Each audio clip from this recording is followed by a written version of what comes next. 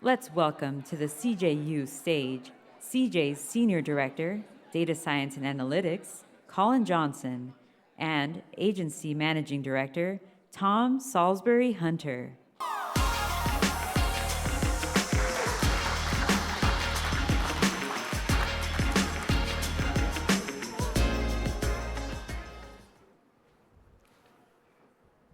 Welcome. Thank you all for being here today. You want to go next slide, Tom? Yeah, sure. We're starting already. We're starting off. We can do that. We can do that the whole way. That's fine. Yeah, I'll just tell you. I'm Colin Johnson, Senior Director of Data Science and Analytics here at CJ. I'm from Bozeman, Montana. I've been at CJ for 9 years in analytics, focusing on measurement, incrementality, testing, benchmarking, all that fun stuff. Fun fact, Tom and I both love analogies, and this is a pretty dense topic. So today we're running with soccer analogies. And I'm Tom Saulsbury-Hunter. I'm Managing Director of Agency Growth at CJ, so I head up all of our agency relationships. I've been with CJ about 10 years. I've been in Santa Barbara about 6. I actually came out for CJU for the first time in 2016 and decided I never wanted to go home. So I didn't. Don't tell anyone. Fun fact about me is, despite being British, I know nothing about soccer. So we're placing loads of faith in Colin today, and if any of this goes wrong, not my fault. I actually don't know that much either, but ChatGPT said it could make sense. So we'll see how it goes. So we're here today to talk about media mix modeling, or MMM. A little bit about what it is, how it works, and affiliates' place in the MMM world. We wanted to start today with 3 quick questions with a show of hands. How many of you have been exposed to incrementality? Pretty much everybody. How many of you have been exposed to MMM? All right, maybe a little bit less. How many of you have had your affiliate budget impacted by MMM, whether positively or negatively? Okay, awesome. So kind of a mix of hands, but at the highest level, an MMM is a model that just helps to try to advise where your marketing dollars are best spent across different channels. All right, before we go into too much detail, we're going to tell you what this session's going to do and what it's not going to do. First thing's not on the slide. I've had a load of people come up to me over the past few days and say they're coming to this session. I can see some of them in here. They're really excited. I'm really good at making, this is really kind of them, I'm really good at making dry topics accessible and funny. This isn't going to be funny. This isn't going to be funny at all. I don't know if you've ever tried to write jokes about media mix models, but it's not possible. So you can bear with us, you can laugh, that would be really helpful, but give us some slack. So we're not going to tell you the top 3 things that are wrong with MMM. And we're not going to tell you how to fix a media mix model if you have one implemented. And the reason for that is we don't actually think that's possible, or at least we think it might not be. They're all black boxes. They're really simple at the core, and we're going to talk about that in a second to give you some visibility. But they all have really, really different implementations. They have different challenges per advertiser. And so there's not necessarily a silver bullet to get everything fixed, or maybe even any of them fixed. So what we're going to do instead is we're going to share our learnings from dozens of implementations that we've seen across CJ. We're going to help you explain why MMM might not work for your channel, if you need to do that, if you need to have that conversation. And we'll help you understand what to do when MMM doesn't work for you, and what else you might want to do. It's something that I've been looking at for about 10 years. It was pretty shortly into my career at CJ that I saw an advertiser first implement something like this, and it looked awesome, and it made affiliate look awesome, and then the wheels fell off it, and it was terrible. And it was a really interesting first experience, and we've kind of seen people using them on and off under loads of different names. But the last 3-4 years, maybe, we've seen them pick up steam. And the reason for that is media mix models, or marketing mix models, or all of the other names that they have, purport to give you a kind of one-size-fits-all view of all of your spend. I like to say that, like, in theory, you could just give $100 to somebody on the street and say, talk about my brand, and in theory, it would measure that. And that's super attractive, especially, as we start to look at tracking capabilities. It can be really attractive not to need those and to have one thing that looks at all of your different channels.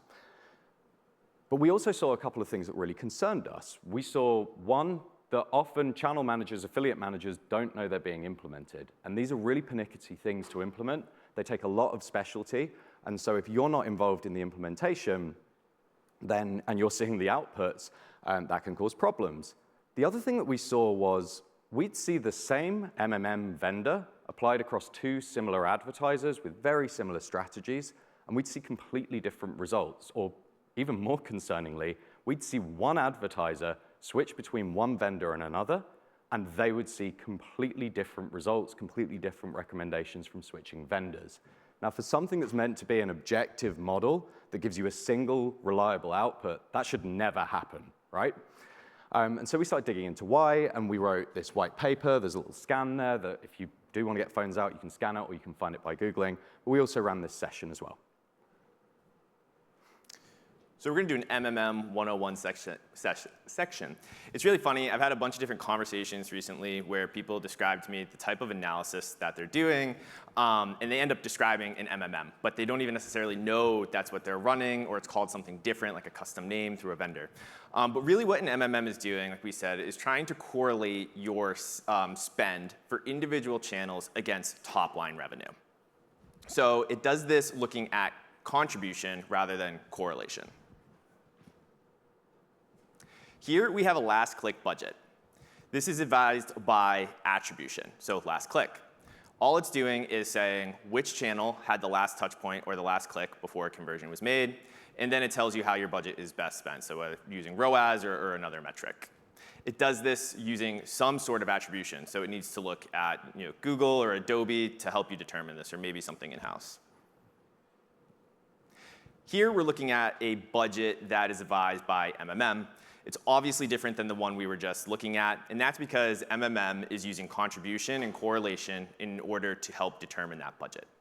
It's taking that spend and trying to say, for each channel spend, does it correlate to the revenue that we saw during the time of that spend, and then it attributes it accordingly. We're going to go into our first soccer analogy to help describe this in a little bit more detail. So here we see a goal being scored with lots of different touch points, right, before the ball goes in the back of the net. If this was an attribution model, it would tell you the last person who touched the ball before it went in the back of the net, the last click, right? If this was an MMM model, what it would be trying to do is say how each player who touched the ball contributed to the goal overall. So maybe the credit wouldn't go to the last person, but to a different player or a different channel. So how does it do that? We're going to try and teach you to think like an MMM. It's actually really easy, so I hope you can all follow. Tell me if you can't. So imagine you've started an e-com brand. You started your own website, and you're making no money whatsoever for as long as you like. I'm glad that's funny to all of you, because it's not funny to me. It's terrifying. Then one day you spend $100 in, let's say, the display channel, and you make $1,000 in revenue. So you're going to think, hey, that probably had some form of effect. You're going to keep doing it. And you keep spending $100 on display, and you keep making $1,000 in revenue every single time you do it. You don't need any tracking. You don't need to log into anything to determine that probably the $100 that you're spending in display is driving you the $1,000 in revenue. And then you spend an extra $50 on affiliate, so you're spending $100 on display, you're spending $50 on affiliate, and you make $2,000. Again, you don't need to log into CJ, you don't need us, you don't need anything that we do to determine that the $50 that you spent on affiliate probably drove that extra $1,000 of uplift. That's all that MMM does. Like at its absolute core, that's all it does. It doesn't know which $1,000 of revenue you drove. It can't point to the specific transactions, but it knows that you contributed $1,000 or about 50% of the budget. And the output's really simple as well. Like they do really funky things with saturation curves and with like telling you where your next dollar should be spent and things like that. But at the core of it, all they're doing is they're determining a ROAS. They take those $50 that you spent in affiliate, they take the $1,000 in correlated uplift that they saw, and they say affiliate therefore has a 20-to-1 ROAS. So if it's simple, why are there difficulties? We've got about another 20 minutes on that, but a really quick point is this. When you're looking at other channels and you're thinking about how you tune the model to look at those channels, you kind of understand how they work. Like paid search might work like a soccer team that's focused on goal scoring, and you understand how to measure that success. Or Display might be creating opportunity or defense or something along those lines.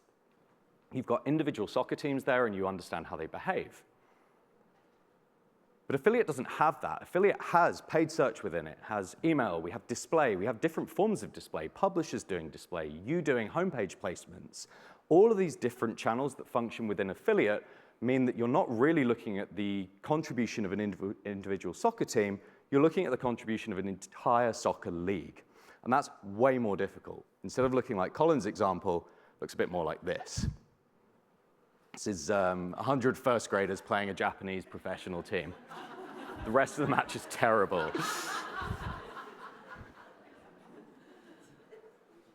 All right, so high level, that's the big, big challenge. But we're going to go a little bit more specific. We're going to talk about slightly more technical challenges for you now. And just because we're going to talk about challenges, it doesn't mean that MMM doesn't do some things very well.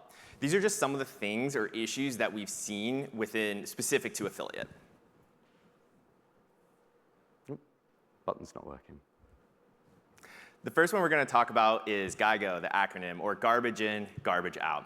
And what we're talking about here is feeding in bad data into a model and then getting a bad analysis out. Or more importantly, clean data. We want clean data going into our model to ensure that we have clean analysis going out.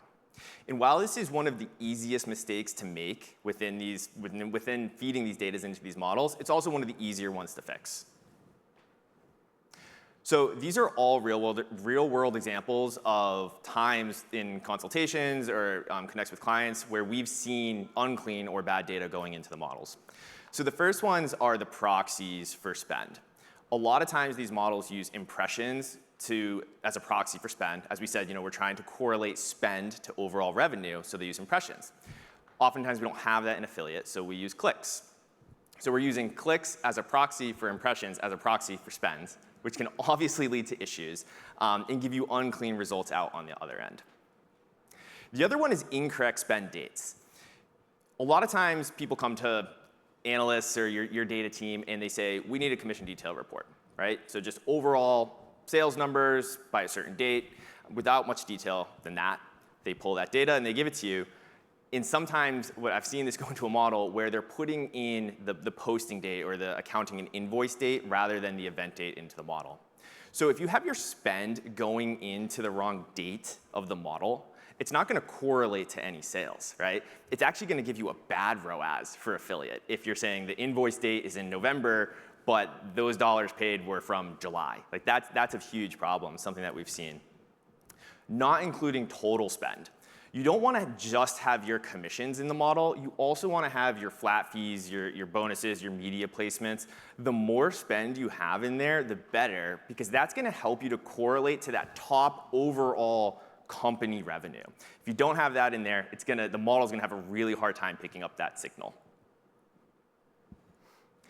Any incomplete or misrepresentation of affiliate data is going to give you bad results. It's so important to make sure that any data going into the model is clean.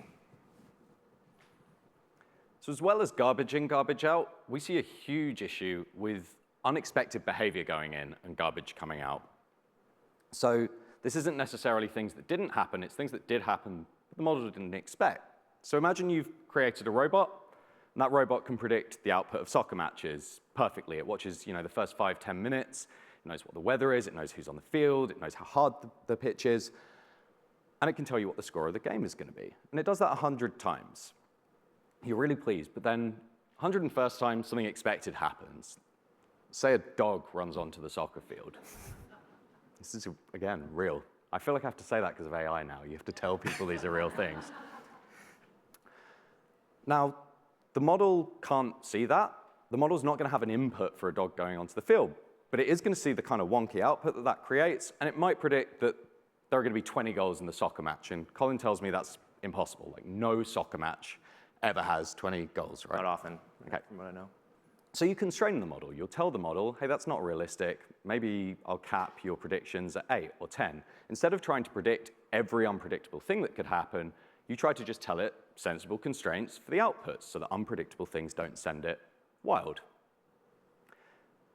Now, again, in other channels, that can be pretty easy to do. Like, you might tell it that the ROAS for another channel is going to be, I don't know, 10 to 1, 20 to 1, not a million to 1. But with an affiliate, we'll go into this in a second, with an affiliate, again, it's really difficult to set single rules that make sense. So this is actually a really common one, really, really common rule that MMMs are told. Imagine that you put in 3 days of spend in affiliate, and the model just doesn't see any revenue that comes off of it. It doesn't know what's going on, it doesn't know why, but 60 days later, it sees a spike that it might want to attribute to our channel. Now, again, it can't see whether there's a dog on the field that created that. That's a wonky result, so you need to decide whether you're cool with 60 days after spend entered, revenue being attributed to the channel. Maybe you think, yeah, absolutely, all of my placement spend goes in 2 months ahead of time. If you're one of those clients, come and speak to me, because I'd love to work with somebody that plans out that far ahead. Maybe you say, no, actually, all of my affiliate revenue comes in within 14 days, 30 days, roughly aligned to my cookie window. You need to set that rule. Within affiliate, it's not that easy to set those rules. Within other channels, you can do it. Within display, you know that most of your interactions are going to result in revenue at some predictable timescale. But within affiliate, you're working with blogs, you're working with cashback, you're working with content, you're working with influence, you're working with all of these different models. So there's not one single answer that you can assign. And even if you could assign one answer, just the presence of these rules mean that you have to get them perfect, or you can have hugely different outputs. So this is the same data going into the same model for the same timescale for the same advertiser, and the only thing that's different between it are the assumptions that have been fed to the model, and you can see completely different results here. First MMM, or the first implementation, says $8 ROAS for affiliate and 13 for paid search. The second one says 22 for affiliate and 16 for paid search. The rules that you create really impact the output, and if you can't create a single rule that's actually true for the entirety of the channel, then depending on what you're doing, you're going to get varying accuracy in your model. The second challenge is channel size, or the relative size of affiliate versus other channels. This isn't always the case. In some programs, it depends on how affiliate compares to the other channels, but it can also happen to other channels as well, and not just affiliate. So here we want to look at that light purple bar.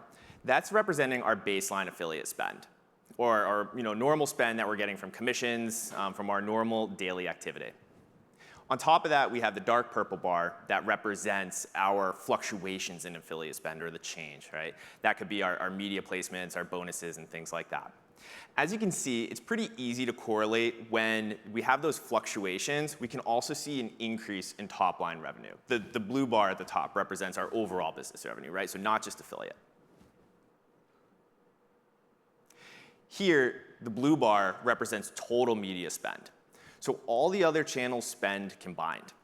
On top of that, we see that sliver, that's the affiliate fluctuation. This is kind of exaggerated to kind of demonstrate this point. But you see, when we put affiliate fluctuations in with all the other channels spend, it's kind of drowned out. You still have that top line business revenue at the top, but it's much more difficult to correlate those changes. And when you see a fluctuation in affiliate, do you see a change in total business revenue? All right, third challenge is another one you should all know about: correlation and causation. Does a correlation imply that something was causal? This next slide's probably not just my favorite stat for CJU, my favorite stat for all of this year. Cristiano Ronaldo's goal scoring record over time perfectly correlates with Google searches for how to delete browsing history. That is real, that is true, that is incredibly statistically significant. For those of you that know p-values, the p is less than 0.01. This is real. Now, for some of you, those two things might be directly correlated. I'm going to guess for the majority of the world, they're not. Those two things have nothing to do with each other. And models really struggle when that occurs, really struggle. So going back to our original example, instead of saying that you spent $100 on display and saw $1,000 in revenue, let's say that you spent $50 on display and $50 on affiliate. It becomes nearly impossible for you to determine, in fact, it becomes entirely impossible to determine whether the $1,000 in revenue is coming from the $50 on display, the $50 on affiliate, or some combination of the two. You just can't tell, and neither can a model. If two things are correlated that closely, it can't separate them out. And this happens in real life. we're often interacting as a channel, nearly always interacting, with somebody who's already in market in some way. Maybe they've gone to a website and said, tell me about the best sneakers or the best appliances. Maybe it's as pointed as them going to a cashback site and typing in your brand's name. It's always somebody that's already interacted in some way, and so very often affiliate spend and affiliate traffic is directly correlated with other channel revenue or even your overall business revenue and spend. And so what does the model do when it doesn't know what to do? What does the model do when there's a dog on the field? It goes back to the things that you've told it. It goes back and it looks at the constraints, the assumptions that you've put in place. It'll look at what you think the ROAS should be. Not every MMM, but most MMMs do this, and it will spit that number back at you. It will tell you what you told it to tell you. That's the most difficult sentence in this entire presentation. You got it. It's going to feed your answer back to you. And that's not what we want from these models. That can be incredibly appealing if those results come back to you and confirm your biases, and that's a problem in itself, but it's not what you're expecting from the MMM. So we're going to summarize some of these challenges. The first one is that affiliate data is unique and can be difficult to input into these models and get an accurate response. The second is what Tom was just talking about. Making sure that the model is tuned correctly and it understands affiliate, more importantly, whoever the analyst is understands affiliate, is critical. Affiliate can be limited due to its relative size versus your other channels. An affiliate is the channel of channels. We have a halo effect. It can correlate closely with other channels. As we've seen, if the model can't determine if that spend is coming from the spend from affiliate versus another channel is correlating to that revenue, it's going to get confused and could give a mixed output. But what can we do about these things? We want to make sure that our data is clean. We want to be putting in the correct affiliate data into the model to get the best analysis out that we can. You need to make sure that your analyst or your agency or whoever's tuning this MMM model actually understands affiliate, right? They need to understand the uniqueness, all the different publishers, all the different channels within the channel in order to get those assumptions right. Otherwise, it's going to be confused and also give bad results. You need to understand the gaps or these limitations that we're talking about. It's important that if an MMM is run, and maybe you don't even know that it's ran, and you get those results, you want to make sure that you're putting an asterisk on them if they don't pass your gut check or they don't look right. If it doesn't match other analysis, there's probably an issue with it. Most of all, we want you to be curious. We want you to be asking your analysts how the model is tuned, how affiliate is represented. You should be asking about the statistical significance. That's something we see all the time. We don't get statistical results back for the affiliate channel within the model, but we still get the results, so ask for the p-value. We could do an entire presentation on the statistics behind that and that topic itself, but if you do have questions on that, I recommend checking out the white paper because we go over it in a lot more detail. But really, none of this is going to fix affiliate. For those of you that didn't leave just now when you thought he was summarizing, you're going to get the reward, you're going to get one more thing. So it won't fix affiliate for two different reasons. One of them is exactly what Colin was just saying. You can't set a single set of rules like we've said earlier on. There's no silver bullet for setting that. For the other thing, one more soccer analogy. So this is Harry Kane's goal scoring record over time. He's an incredible soccer player, apparently. I don't know. And for some reason, his goal scoring record before about 2015 just wasn't great. It's way better than mine, but no model's going to tell you that you should invest in Harry Kane during about 2015. And this is how MMMs work. They look back at the last season. They actually look back at about the last 6 months of results at a minimum, even for the largest channels. And they try to determine how the next season is going to go, how your spend is going to perform in the future. Same for Megan Rapinoe, incredible soccer player, arguably the best in the world, certainly one of the best in the world. And she started off really well, but her goal scoring record's all over the place. No model is going to be able to determine how she's going to perform next season. Now, maybe she was hitting the gym some seasons. Maybe she twisted her ankle. Maybe she trained more. She trained less. But unless you can tell the model that, the model can't predict the output. And again, MMM works like that.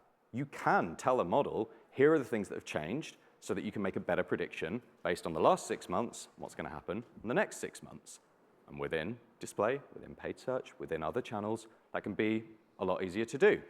You know that Google have just made an algorithm change. You know that they've just added a display unit. You know that something's changed that means that the last 6 months don't apply to the next 6 months.